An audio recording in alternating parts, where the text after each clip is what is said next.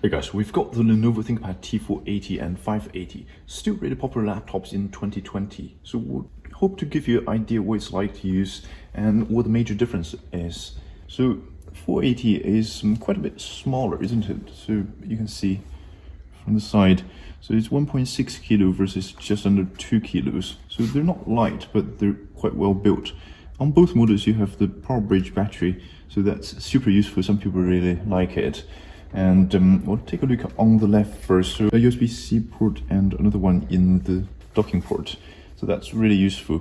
On the right, it's the same port, same number of ports. It's just the arrangement's a little bit different. For instance, the HDMI port is jammed right in the middle of two USB-A ports. So that could be a little bit tricky if you've got something plugged in. And also the Ethernet is quite jammed in together. The 590, the model after this, has changed this slightly. Worth a while having a look. Okay, we'll just put them back. You'll immediately see that it's a traditional ThinkPad body, so it's still somewhat easy to leave mark on the lid. On the standard webcam version, there's a privacy shutter. On the version that supports Windows Hello, it doesn't have the privacy shutter. You'll see the 14-inch and 15.6-inch size is a little bit different. I think on the 15.6 you can have the 4K options, and that's quite nice. Both of them would typically have the IPS Full HD screen, so it's perfectly decent screen to get work done. One of the things you'll notice is a bezel size, so it's not going to be as thin as Dell XPS 13 or 15, but I think it's quite well built laptop. On the inside, the keyboard really love the travel. It's just really generous amount of travel. It's really helpful.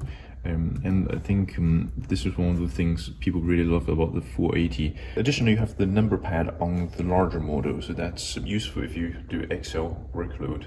And of course, the trackpad is aligned to the center of the keyboard. Some models would have fingerprint sensors, some model might not. It depends on what you need it to do. The lid is not as easy to open or close with one hand. It's perfectly functional and fairly sturdy. It does the job. So you can flip it to completely horizontal. Okay, on performance, this one, it's also the case with the T480, has the 8th gen quad-core processor, so you can also choose from i5 as well. ThinkPad P51, the larger workstation laptop, same 15.6 size, will be anything between 20 to 40% faster. In the scenarios where you really need longer battery, then this is actually probably more helpful. We have 2 RAM slots on this model, so you can upgrade to 64 gig. Lenovo multi-source their storage, but generally they're quite fast. And we don't have cellular on this. The Wi-Fi is generally quite reliable.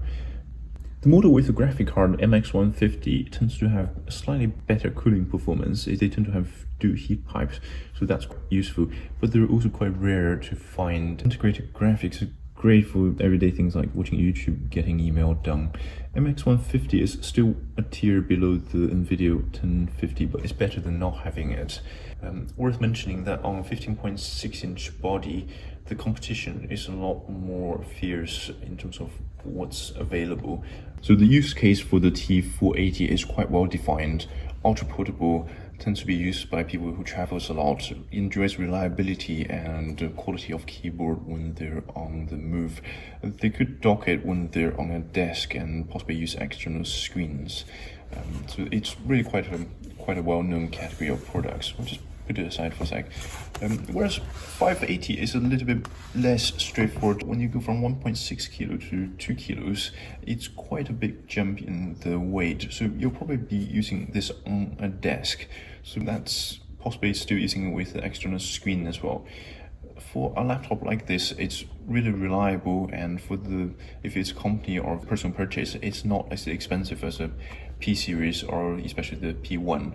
So it's a really solid option if you want the reliability of the T series. So really good chassis, and it just helps you get things done, minimal distraction. Some of the owners of the 480 and 580 say that they're running a little bit warm, which one of the options to get around it is simply pop into BIOS and change the speed setup setting to battery optimized. and also change the thermal management to balanced turbo boosts a little bit less aggressively. One of the other option would be to disable the turbo boost, but that would reduce the performance by quite a bit. The T480 is an exceptional product, especially in its form factor. Its use case is really well defined by the professionals and by the people who needs the reliability and the quality of something they know that just works. It's taken many iterations to get to this point. You can even argue with the swappable battery and the RAM, even preferably in some contexts over the generation after this. So it's really well-defined product. In 2020, it's still a really good laptop to choose if you're on the move. Use case, I would probably say for the 580 is a more difficult one. There will be circumstance whereby you really need long battery and you really like the 480, but the screen is just not large enough. You can deploy this. It's going to be priced quite close to P51 these days. It's a little bit harder to find a use case for it. This depends on the market. On some markets, the price gap will be more noticeable. Just keep in mind, on the 15.6-inch price, the competition is a lot more fierce. You have anything from the Dell Precision 5510, 5520, which is the prosumer version of the XPS 15. And you also have more HP products, for instance, 850 G5. So it sometimes depends on what ecosystem you tie into. For the 15.6, definitely harder to find the use case to recommend this for. Still, I would say this is a really interesting chassis, the T580. P1 series has launched the 15.6-inch body, which goes after the same market that XPS 15 seems to go after, but that's quite a bit more expensive. So you can argue that the 580, 590 will continue to have quite a gap in the market to fill.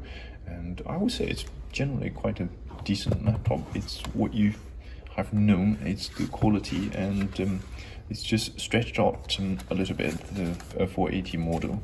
You can get larger batteries, which creates a flat chassis, so that's something to think about. You can go up to 72 watt-hour battery on the external, plus 32 internally.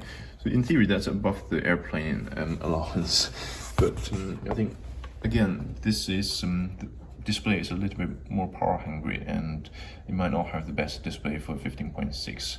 So it's really interesting positioning, and but I think we will probably just see more people using the 480. If there's any question, just drop it in the comments and we'll take a look.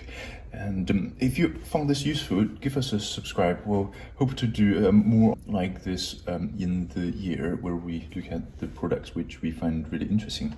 And thank you for watching. Thanks. Have a good day. Bye.